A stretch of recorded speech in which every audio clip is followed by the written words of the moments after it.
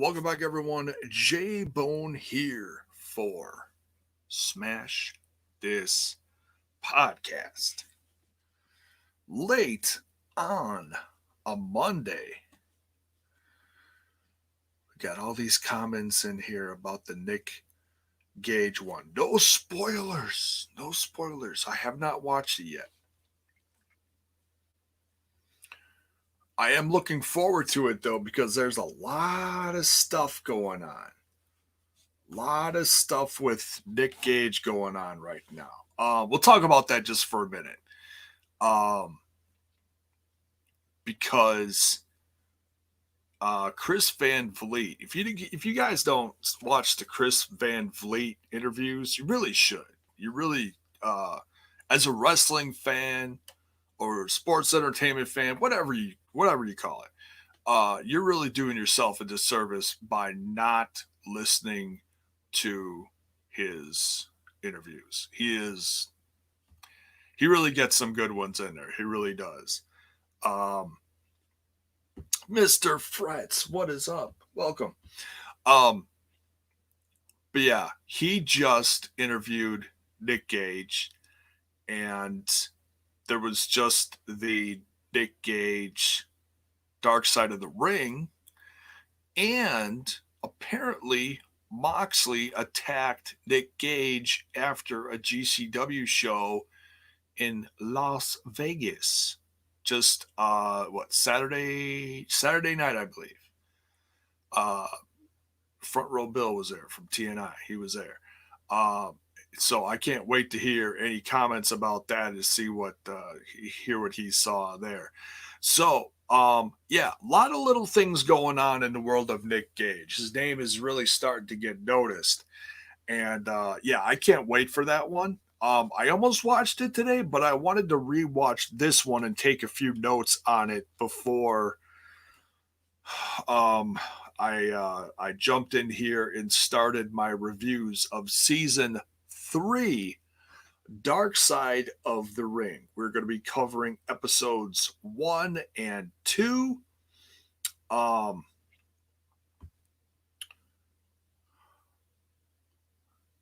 Just reading some chat here. Yeah, I misread that. You guys are talking about Chris Van Vliet's interview with David Benoit, and I just, your brain plays tricks on you sometimes. I totally read that as Chris Benoit because we're talking about Dark Side of the Ring, and I was like, wait a minute, no, that's not what that says. But yeah, his interview with David Benoit is very good, very eye-opening.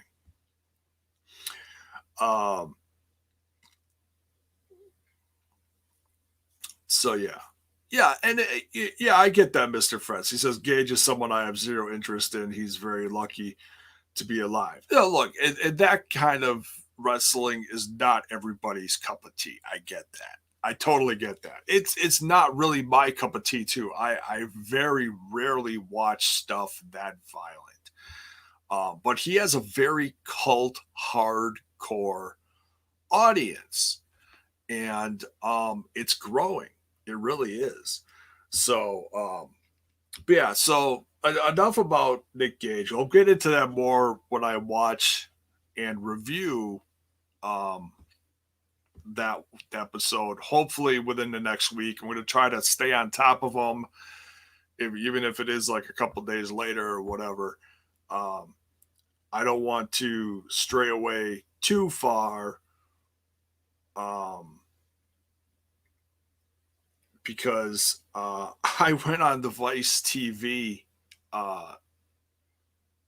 website because I was like, man, I realized that I was going to have to make a new playlist for doing these reviews. And I looked at my season 2 playlist and I was like, man, there's only like 4 episodes in there. And then I went on the website for Vice and realized I missed like over half of the episodes as far as reviews. And I was like, oh man. So do I think I'm ever going to go back and review them? I've watched them all. I just, for whatever reason, if you've watched me for a long time, sometimes I have to take breaks here and there. And that could have been one of the times that I took a break, is when season 2 was going on. All great episodes. I will say that. Even if it was about something that I wasn't very familiar with, these are all done very well. I will say that. But thanks for joining me as we jump into this review. Don't forget, folks, to smash that like button, smash that sub button, ring that bell for notifications. If you're over on the Twitch, don't forget to, you can share bits, you can sub, follow by all means, gift subs, you can do all that stuff. So,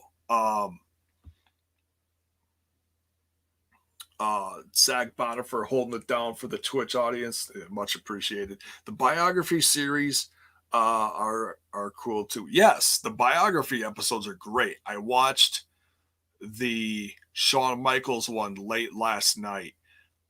Tremendous, absolutely tremendous. Between that one, the Two Dudes with Attitudes special on the WWE Peacock, and the recent Icons. I've watched so many docs recently, and I want to review them all, but now I'm just getting so far behind. I don't know how many I'm actually going to get to. I also watched RVD Icons. That was very well done. I learned so much about him because I've said it before, I'll say it again. I have not watched a lot of ECW stuff, just clips and matches.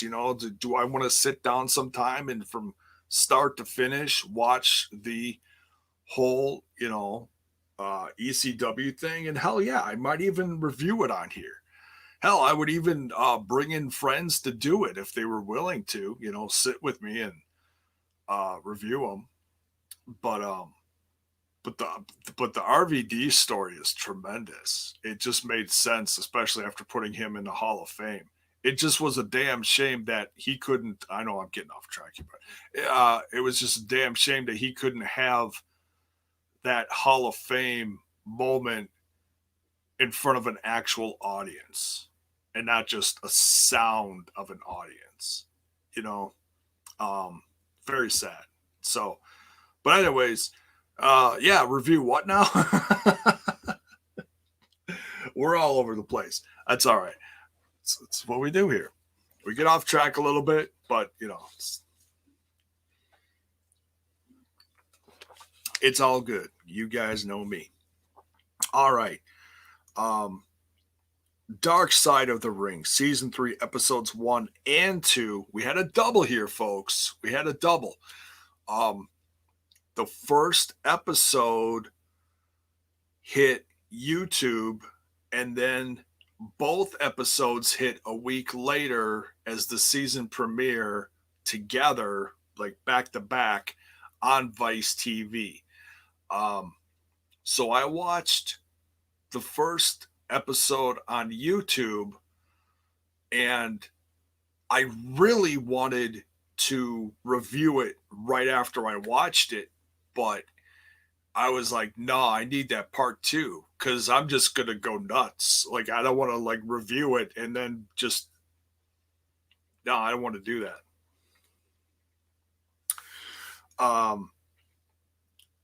So, but I like how they broke it up, because they basically did everything up to his WWE run, and then his WWE run, as short as it was, unfortunately, because it was shortly after that he passed away within the next, year? I believe. I'm pretty sure. Do I still have the Wikipedia up here? No, I do not. All right. I had it on my phone, and I was kind of like slowly scrolling down it as the episode was going on, just so I could like look at the timeline. The show missed a couple things, but it's nothing like earth shattering that they missed. Because he went back and forth between companies a little more than the show explained. But let's start out here by saying who they had on the show was very well done. I will say that right off the bat. Boom. Opening of the episode, who do you see? Stone Cold Steve Austin. That's a seller right there. And considering he was with him for a majority of his wrestling career between WCW, I'm not sure if they were in. Actually, no. They wouldn't have been in ECW together. I don't think they crossed paths there, but they did obviously cross paths later against each other in the WWF. But Stone Cold Steve Austin was there through a majority of it. So seeing him right off the bat was great. You had his son, Brian Pillman Jr., his sister, Linda Pillman, and then his daughters, Danny, and I didn't write down the daughters' names. My apologies. But the two daughters were on there. And they're all from different mothers. That's the crazy part. Jim Cornette was a big part of this, and so was Dave Meltzer, Brian Pillman Jr.'s mother, the widow of Brian Pillman, Melanie Pillman, and Eric Bischoff played an interesting part in this too. I want to talk about Jim Cornette just for a minute. I know a lot of wrestling fans are very, here's that word, critical. Very critical of Jim Cornette's opinions. And I've said this before. Look, I pretty much ignore him when he's on social media because he usually, when he's talking about, like, someone points something out to him, oh, look at this, what's your opinion on this? And then he just goes off on a rant, and whether it's something we like or not, it's besides the point. But yeah, there he is, Critical Sting. He's yeah. Zach Bonifer, what emote is that? Is that a Meltzer? Is that a Meltzer emote? Get out of here, man. No, stay. That just cracked me up. And thanks for the bits, Bill's. Bill's beard. All right. To the bone. Yes, to the bone. But yeah, Jim Cornette, when he's doing something like this, I'm all about it. He is an absolute wealth of information as far as going back into the archives of wrestling history and talking about stuff that he was connected with. I'm absolutely, I'm absolutely fine with that. Is he controversial? Yes. Does he cut on a lot of stuff from today? Yes. Some of it deserves to be cut on, some of it doesn't. But that's his opinion. He's from another time that we're not so familiar with, or some of us maybe are. I am a fan of the old school stuff. It may get a little blurry at times, but yeah, the history of wrestling. But yeah, just for content like this, I'm all for it.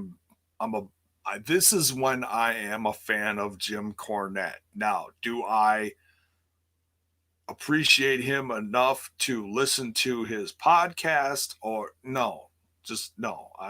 Unless he's talking about something that I'm like, if our opinions actually actually, you know, agree on, if we actually agree on something, I'd be curious to be like, oh, this is what he said about this. Oh, that's interesting. Okay, well, I feel the same way. But most of the time, outside of watching him in something like this, he's not my cup of tea.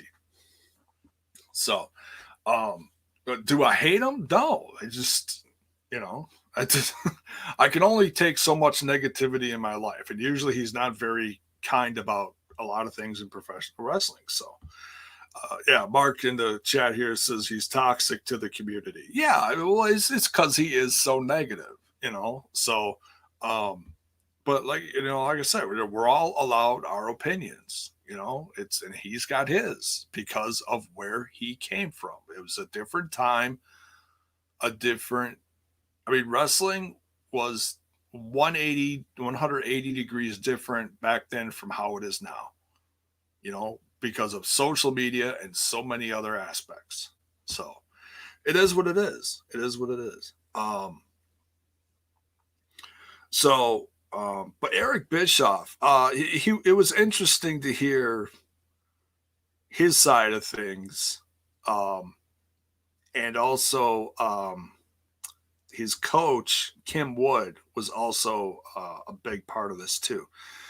So if we go through the timeline here, it starts out by talking about when he was a kid and he had all these polyps that they had to keep removing from his throat.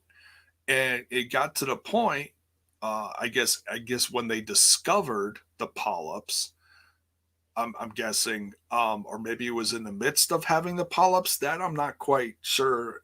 I'd have to go back and listen to see how they said it. It wasn't that clear to me, but they talked about him getting a tracheotomy, like in like on his dining room table or kitchen table. That's crazy, you know. You don't hear about that stuff anymore. Very rare, very rare. Um, but you know, saving his life so he could breathe. And then like his sister said, what, between 30, over 40 surgeries or whatever it was. My God, I can't even imagine. You know, I mean, I had my tonsils out as a kid, and that was back when it was old school. Not to be gross, but I got so sick. I got so unbelievably sick. I was in the hospital. They're like, "Oh, you can eat all the ice cream you want." No, man. I and that was back like before they lasered them. Like now they cauterize them or whatever they call it today. They cauterized them. Back then, when I was little, they didn't do that. No, they just snip and you just bled and bled and bled. And um I got so sick. I'm not going to say what my bed looked like after I got sick because it basically looked like a Nick Gage match. It was horrible. It's like I was possessed or something. That's all I remember from that incident. And it's the most horrible memory from like any kid's youth. It's god awful.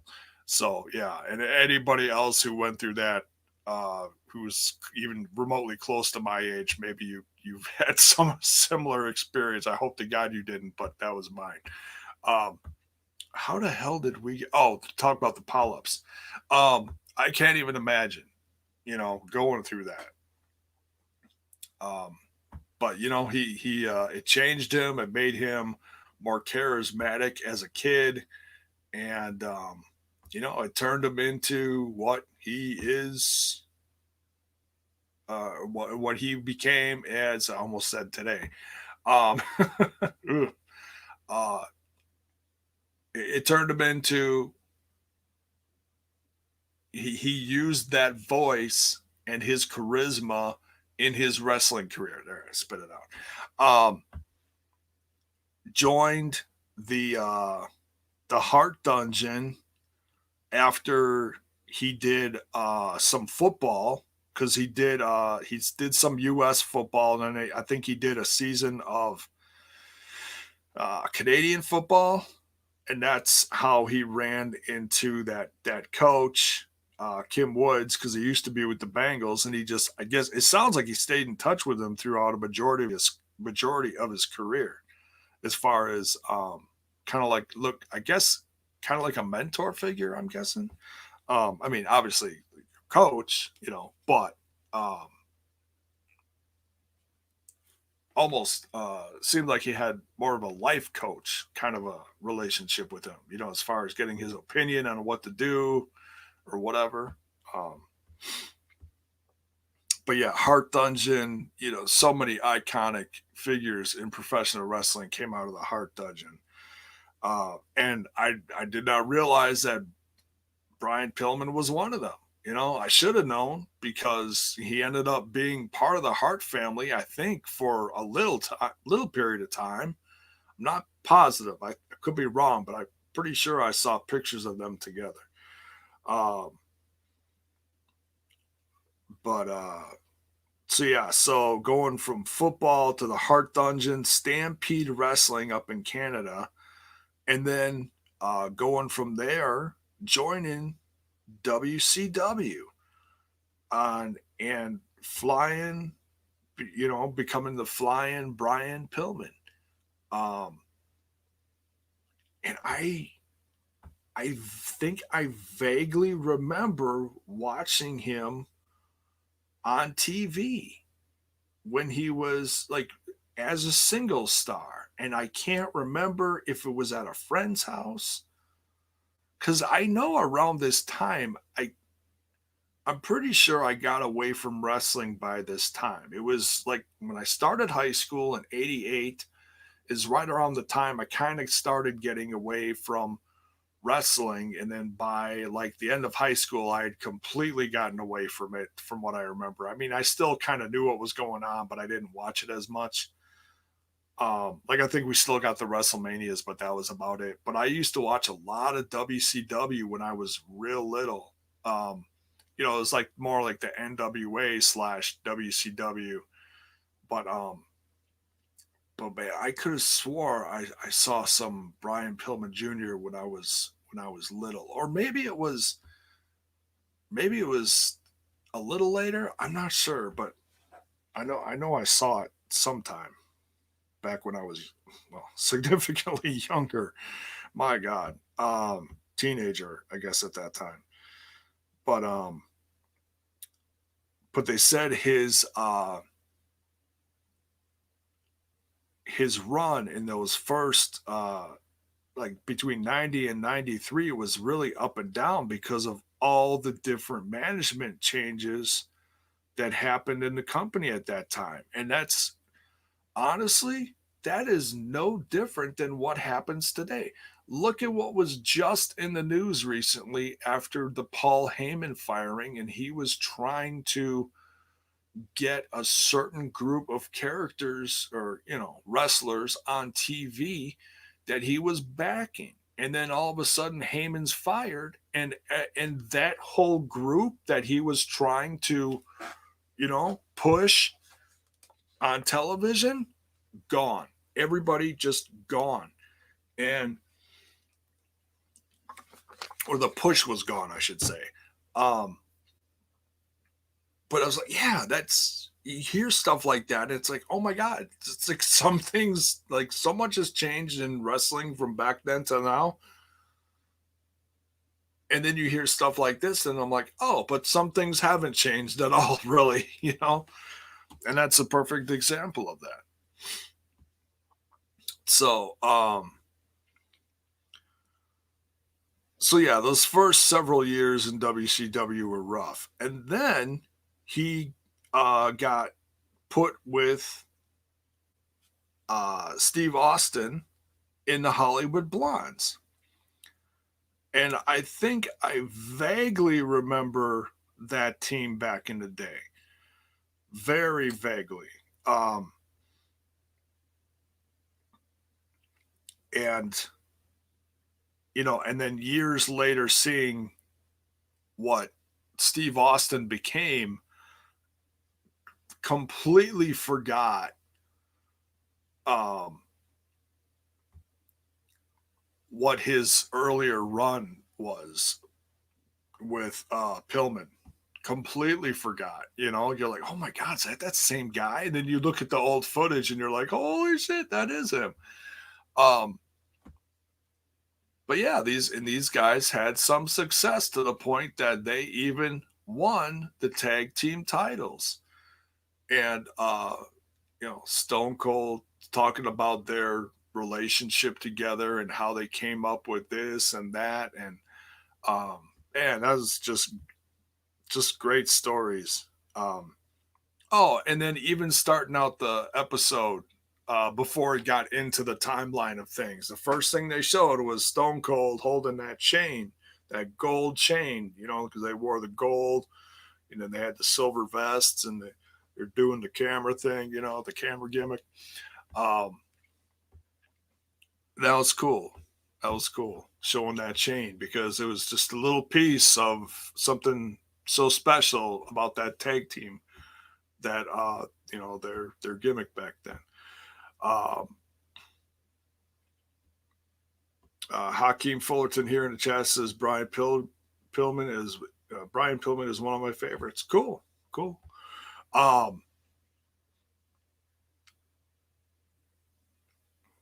Bell's Boy says the Hollywood Blondes were created because Eric Bischoff didn't think Austin would cut it on his own. Yeah. And that was briefly mentioned. Like, they didn't, have a plan for either one of them, so they made a tag team out of them. And that's something we still see today too. You see this guy, you see that guy, and you're like, oh, this is, two good wrestlers, two singles, and all of a sudden, boom, made into a tag team. It's like, well, why did that happen? And it's the same thing today. It's to put over other tag teams, and or you just don't know what to do with them. Oh, well, we got two guys. Well, let's just stick them together for shits and giggles and see what happens. You see it all the time. Any number of companies does it still today. So, so the Hollywood Blondes were around from like 90. What is it? 93, 94-ish. And then they talked about Pillman's first girlfriend, who he started having kids with. She created suicide because he ended up marrying Melanie, and then that whole relationship and the depression and everything, and the Melanie getting catty with Rochelle, and that whole relationship just went downhill so bad. And that's I can't even imagine. And then the one daughter talking about her mom dying, and then later her dad dying, and that's just it's too young for any of that to happen. Just, it's horrible. And I'd love to hear your opinions on the whole Melody thing. I know some people say that Melody's just a horrible person, and I don't know anything besides what I see here on TV. I know things have been said throughout the years in this source and that source. It seems like Melanie's got a lot of how should I say this? She's got a lot of ghosts in her closet. And but not to skip ahead too far, but it does seem like Brian Pillman Jr. reconnecting with his mom and fixing that relationship certainly is a positive thing. And I get it. I totally get it.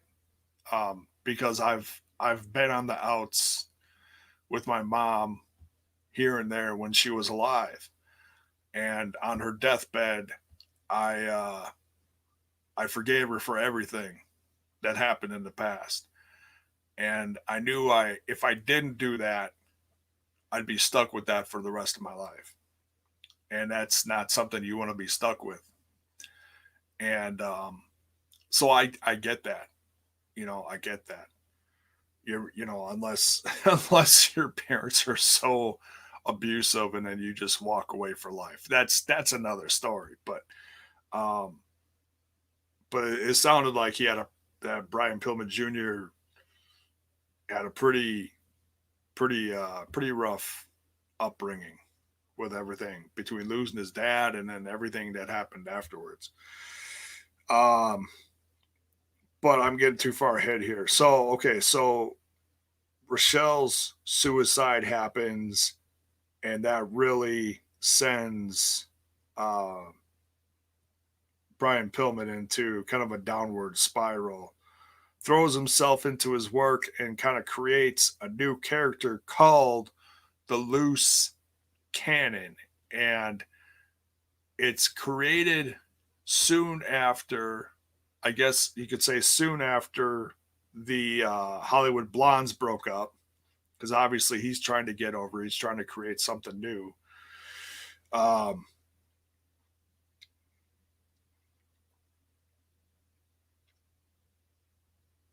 and then soon after, uh, they talk about the whole he's um, he's trying to earn money and he wants to get paid, but Eric Bischoff can't pay him any more than a certain amount. So then there's a time period where he's trying to get as noticed as much as he's trying to get noticed as much as possible.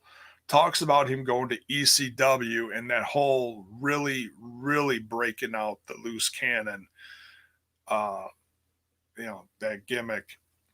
And then, but it sounded like he was actually living it as well, similar to like a Ric Flair deal, only different. And it was interesting how they actually had Ric Flair in this as well, because they used to run together, in the early days of, being together in WCW. So that was interesting. Um, partying and everything. Kiss stealing, wheeling, dealing. Man, I can only imagine Ric Flair sitting next to a young Brian Pillman and just teaching him all these horrible things to do to women on the road, the whole love them and leave them. Lakers, what's up, man? Oh, Booker, man. Yeah, yeah, yeah. There was that too. I love the part where he's really getting into the loose cannon part, and it shows him messing with Heenan as he's trying to it looks like he's trying to get away from someone in the ring. So he was hiding behind Heenan and he grabbed his coat, but Heenan had like a neck brace or something. He had neck surgery, so he's like, you weren't supposed to touch him, and he touched him. And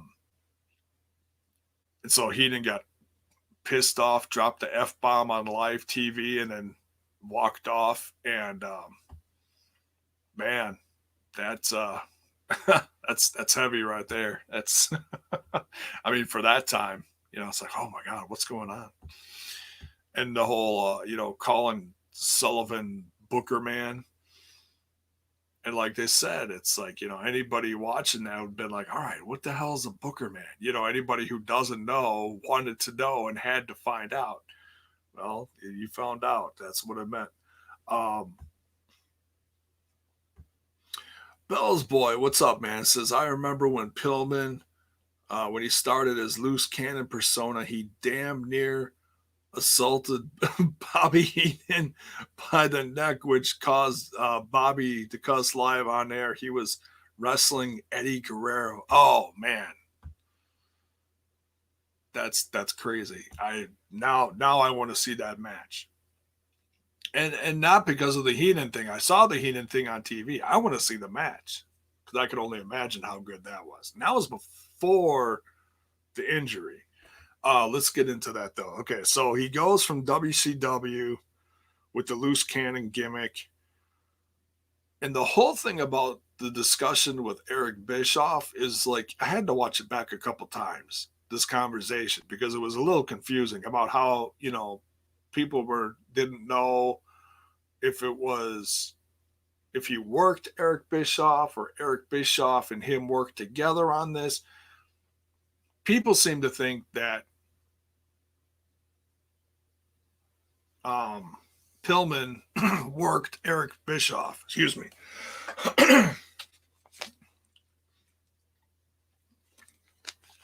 People seem to think that Pillman worked Bischoff. But from what it sounds like, Bischoff, and maybe Bischoff is just covering this up because he doesn't want to seem like he got, punked or whatever by Pillman. So maybe that's him protecting himself. But the way Eric Bischoff says he and Pillman created this whole thing together. So believe what you want to believe. I'm just kind of take it as face value for plus like I don't want to overthink it, but it's a tremendous story. It really is. And what's interesting is on the RVD icons, something very similar happens with RVD going back and forth between ECW and WWF at the time. That is very interesting in the late 90s. Very interesting. I was like, wow. So Pillman's not the only person that did this. That's crazy.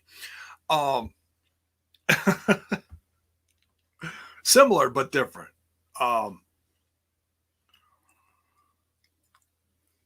So I'm seeing all these comments in there. So obviously, yeah, a bunch of you watched this too. That's great to see. So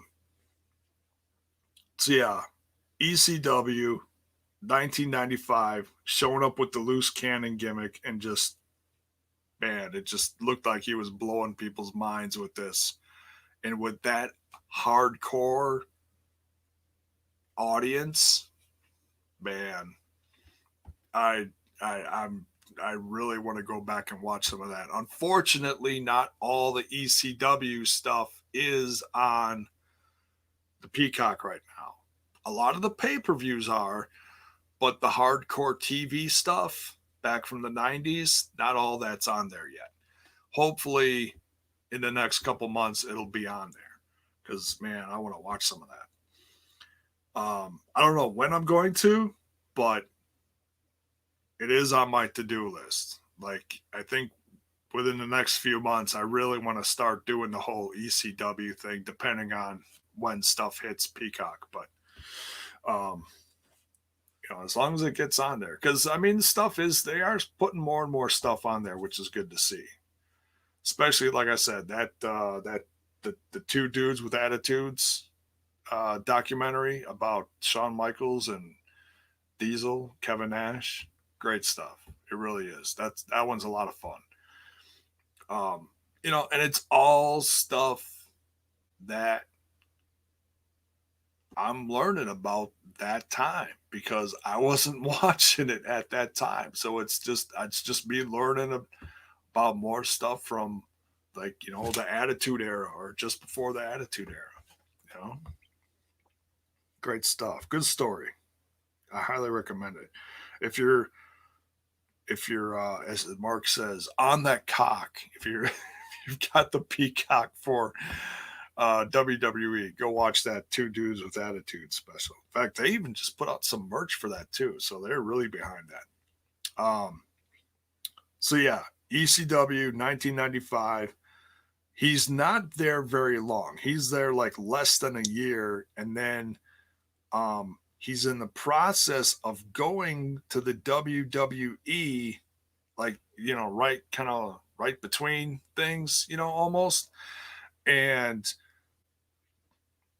he gets in that Hummer wreck and ends up, what they say in the conversation that they played, the audio, he flew like 50 feet from the Hummer and ended up in some other person's windshield, and shattered his ankle and ended up with a neck brace. And oh my God, I mean, how do you live through something like that? That sounds like something that should have killed him instantly.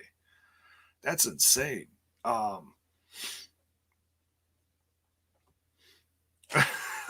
Pell's boy brings up Pillman wrestling the pencil. Yeah, that is pretty funny. Pretty funny. Um, Rob's Voice 71 says, I watched ECW Hardcore TV on Sports Channel Philadelphia back in 1995. Great stuff. Oh, man, I can only imagine. Can only imagine. See, like I wasn't even watching wrestling at that time, so I had no clue any of that stuff was going on. I came back to wrestling late '90s, and all I watched was WCW because everyone I watched as a little boy was on that show. So, um, yeah, it's another piece of wrestling history I want to catch up on. Someday, right? But yeah, that Hummer wreck, my God, that's crazy.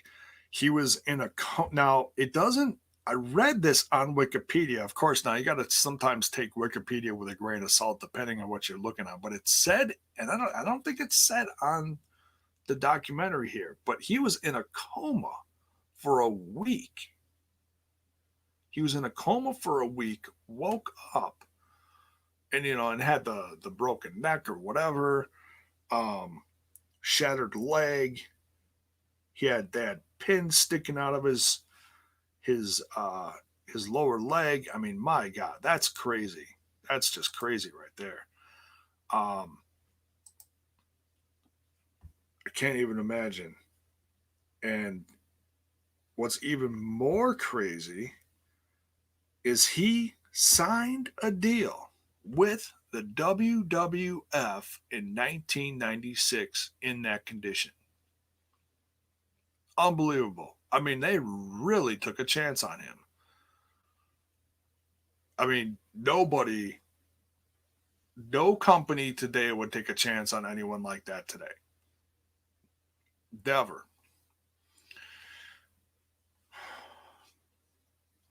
Never. I mean, I've heard about like hot indie characters, and then they end up having like an old injury or something, and it keeps them from getting signed. So no one like that is getting. No one today is getting signed like that. But back then, they took a chance on him just because they thought they could do something else with him, and they had him on commentary. They had him on crutches, cutting promos. They did the angle. Now this is interesting. Now I was sitting next to my wife tonight, and I was asking her about this because she watched a lot of wrestling while I wasn't watching wrestling. Okay, she watched all this stuff, and I was like, "Do you remember this? You know, the whole Steve Austin Pillman loose cannon, loaded gun, or the home invasion angle that they did." I'm like, "Do you remember that?" She goes, "Yeah." And then they talked about it being so controversial that they had to apologize for the gun thing the next week.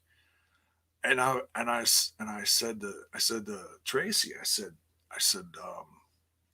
"Did you watch this stuff back then?" She goes, "Yeah." I said, "What did you think of it?" I'm like, did you think it was too much? Did you think they should have apologized?" She goes, "I thought it was fucking hilarious." I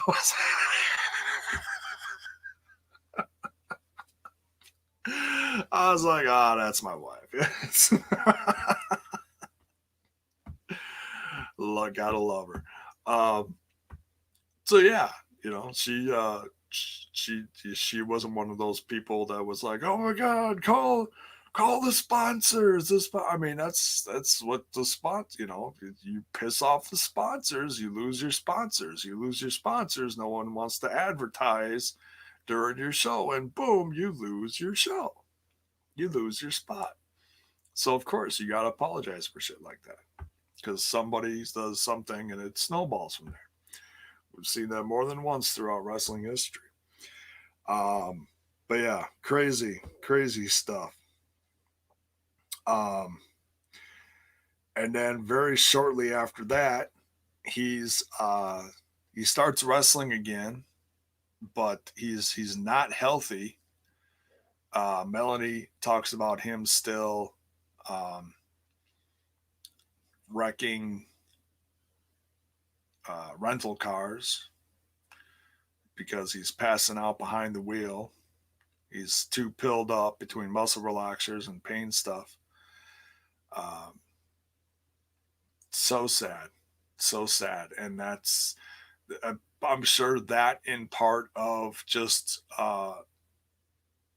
an unhealthy heart, which you could throw anything in that conversation between the drugs, heart history in the family.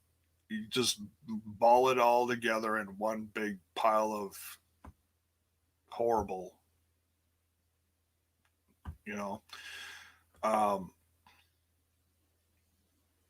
and that's something that runs in my family too, and my dad's family. So I gotta, watch it every once in a while. My doc's like, "Hey, you gotta watch your cholesterol." Okay, all right. But damn, pizza is so good. It's like, gotta watch that.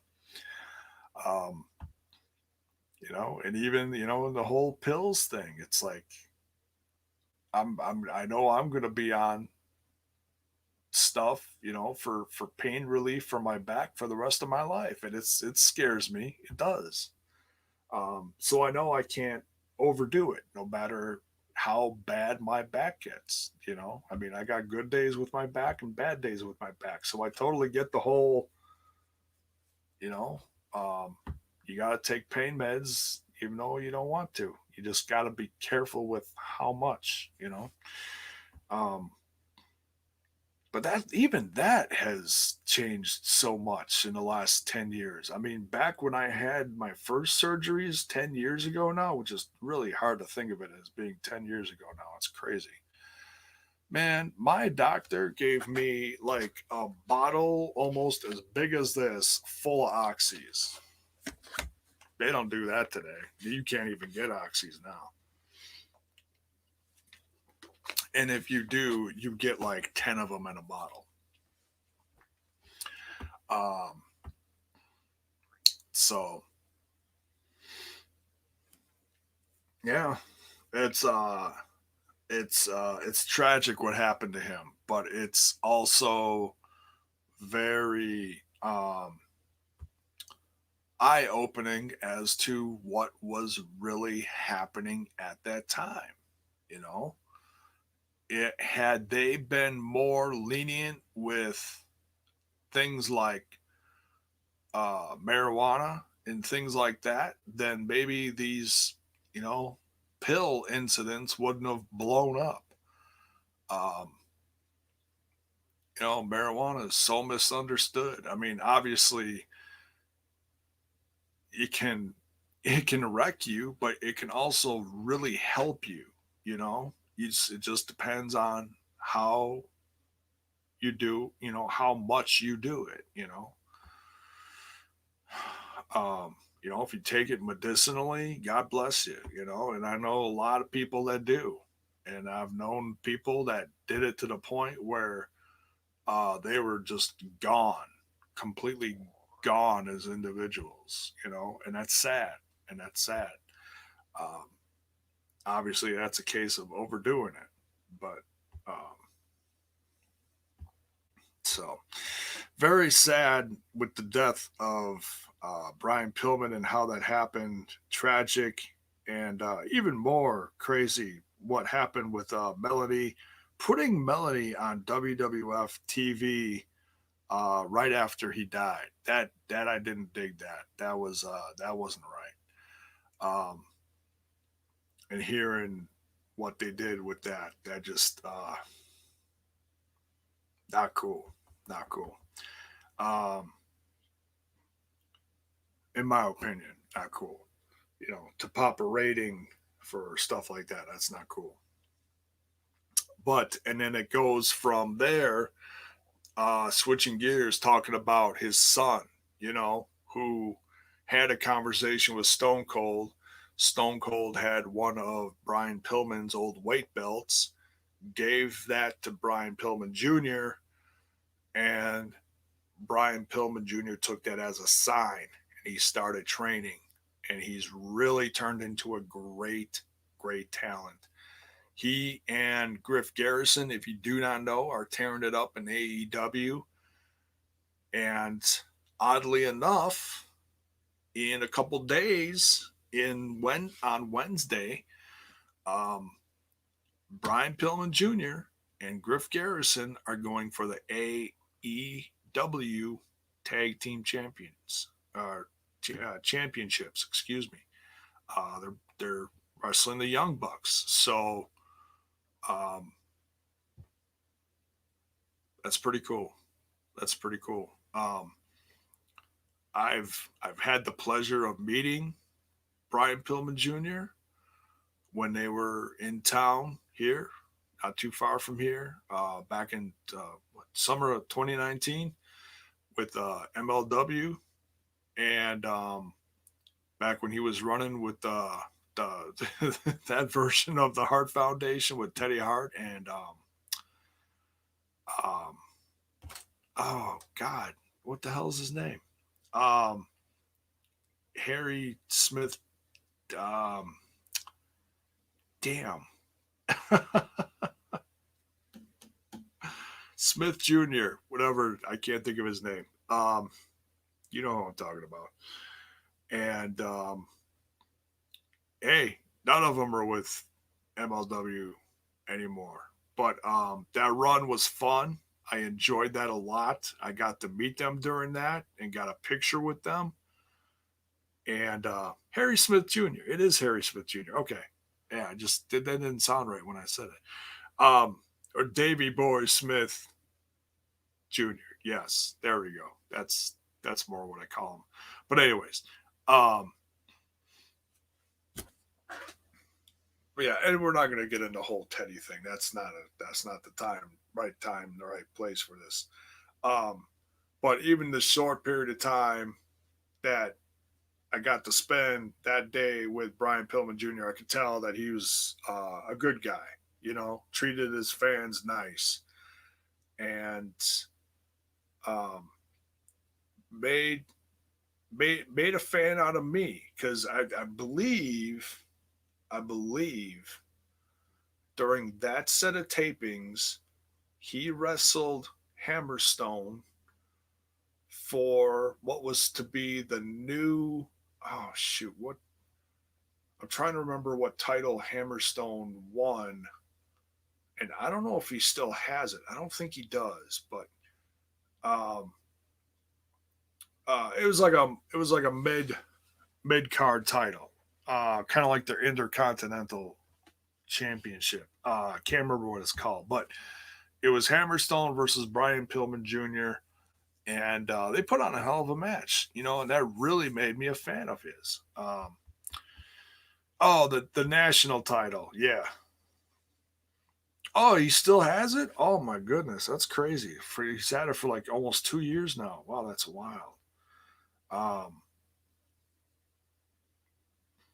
Tell he's a good guy when you hear how he treats his family. Yeah, you know, it shows that he's getting together with his aunt, you know, and his sisters, and they're taking that time out, you know, and he's building a relationship with his mother again.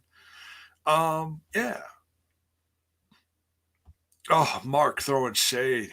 It's called the MLW. No one cares about these meaningless titles. Oh, that's so mean, bro.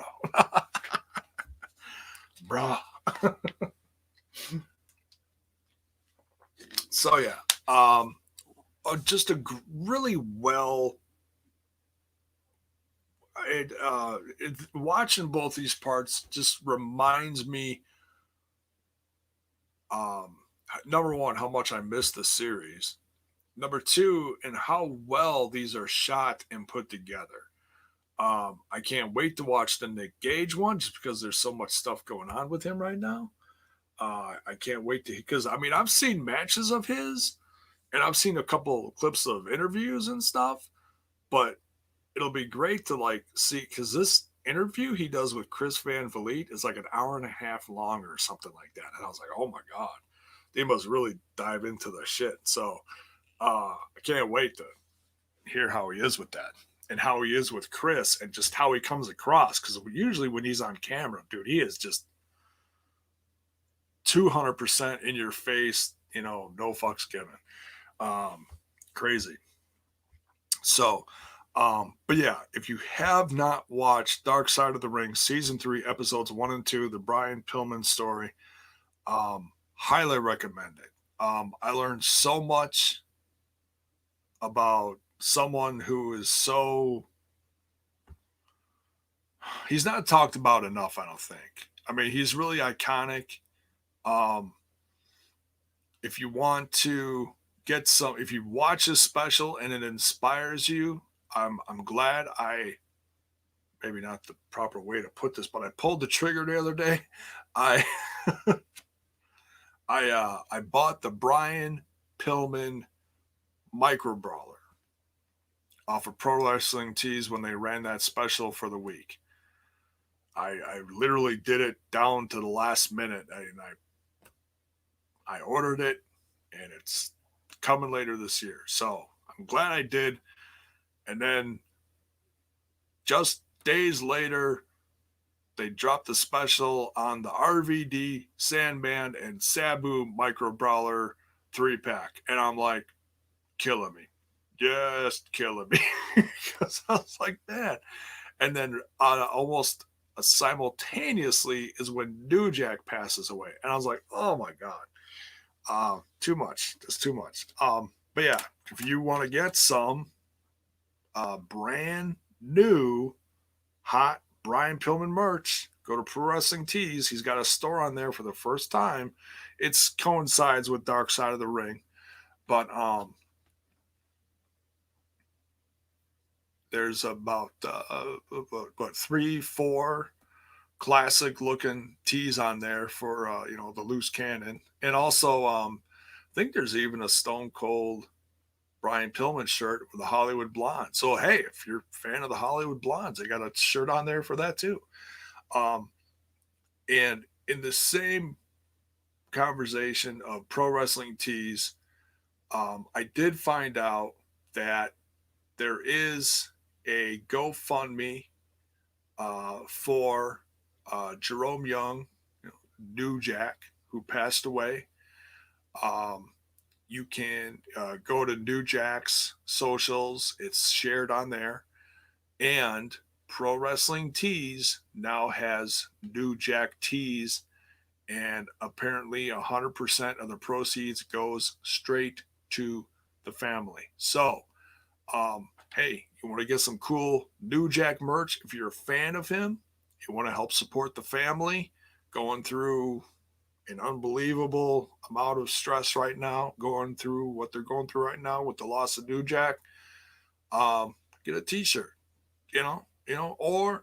or share the link for the t-shirt if you can't buy a t-shirt, or share the link for the GoFundMe, just do your part, because I know a lot of people are doing that.